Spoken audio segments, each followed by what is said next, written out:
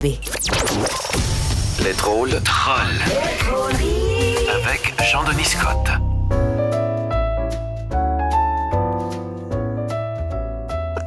Le tapis blanc s'est installé hier, Alexandre. Comment ça va? Jean-Denis. Hey, Noël, c'est dans un mois.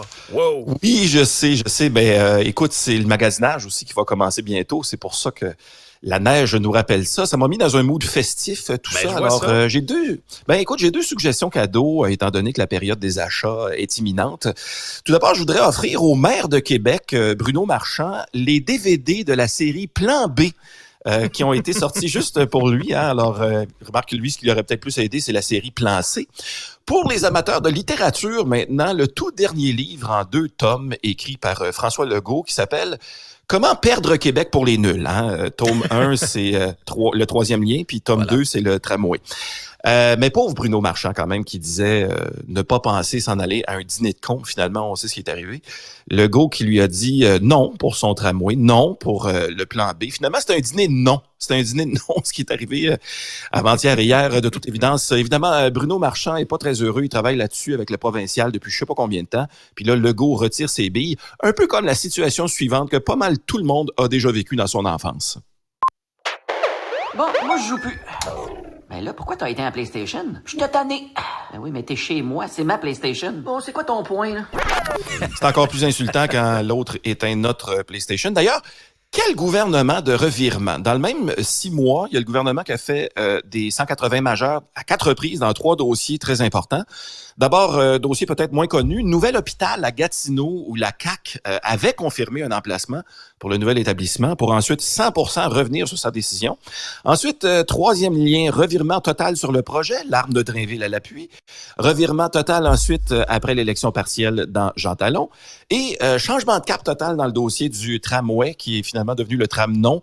François Legault, là, qui change toujours d'idée, il fait des usines à batterie, il aime les volts, puis il perd toujours la face. Je pense que je vais l'appeler à partir de maintenant Monsieur Volte-Face.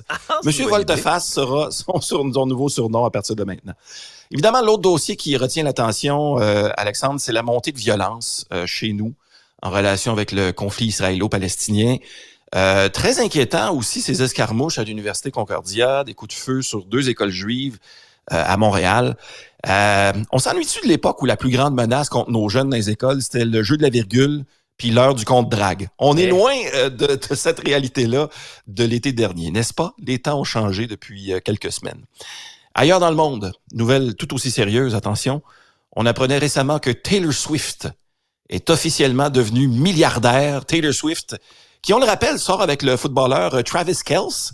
Moi, je dois avouer, Alexandre, sachant qu'elle aime les sportifs, je suis déçu qu'elle ne sorte pas avec notre joueur du Canadien, Nick Suzuki. Pourquoi? Parce que le couple Nick Suzuki et Taylor Swift aurait pu rendre un grand hommage aux automobiles des années 90 en donnant à leur enfant le nom de famille Suzuki Swift. Ça aurait été merveilleux. Ça n'aura pas lieu, malheureusement, mais dans ma tête, ça existe. Maintenant, vous le savez, mesdames, messieurs, les trolleries ne reculent devant aucun dossier international aussi complexe ou épineux soit-il. Ben, malgré l'éventuelle rencontre de Xi Jinping et Biden mercredi prochain, le dossier de la diplomatie Chine-États-Unis n'a jamais été aussi tendu et j'en ai pour preuve la nouvelle suivante. Les pandas chinois ont quitté le zoo de Washington. On voit que les Chinois sont très agressifs dans le retrait de leurs diplomates dans ce cas-ci. Les Américains pensent aussi retirer leurs animaux emblèmes des zoos de la Chine. Alors, ces parcs animaliers devront dire adieu au comment ça s'appelle là? Ça se termine par à tête blanche. C'est ça, les cochons à tête blanche. Non, les cochons à tête blanche vont être retirés. L'Égypte songe aussi à retirer tous les chats des pays avec lesquels elle est en conflit. Et puis, je sais pas c'est quel pays qui a le rat comme emblème, mais est-ce qu'on peut partir une chicane avec eux pour qu'ils viennent nettoyer Montréal? Je pense que ça serait une bonne idée de retirer les rats de Montréal. En terminant, Alexandre, 1 an après avoir quitté la politique, l'ex-députée solidaire Catherine Dorion prépare un retour au théâtre, cette fois-ci. Au théâtre? Elle présentera au théâtre, mais pas le théâtre de la politique, le vrai théâtre, la vraie scène. Elle va présenter une pièce de théâtre documentaire sur la démocratie à partir du mois de février à Québec et Montréal. On peut deviner évidemment que ce sera grandement inspiré de son passage en politique. Je vous propose le top 5 des pièces de théâtre que Catherine Dorion aurait pu écrire sur la politique d'ici. Numéro 5. La tragédie sur les déboires de traverser le fleuve à Québec, Pont-Juan. Numéro 4. Une pièce sur le chef de parti de votre choix qui s'appelle « Crétin malgré lui ». Numéro 3. Une pièce où le personnage principal se promène sur un troisième lien toujours inexistant, la balade imaginaire. Numéro 2. Ouais, une pièce plus triste sur le gouvernement qui attend après la tempête à TVA pour penser légiférer les médias. Ça s'appelle « La présentatrice chaume ». Numéro 1. Avec la petite barre en Et dessous. la petite barre en dessous, présentée dès 2024 au Capitole de Québec. Attention, un tramway nommé Délire. Voilà.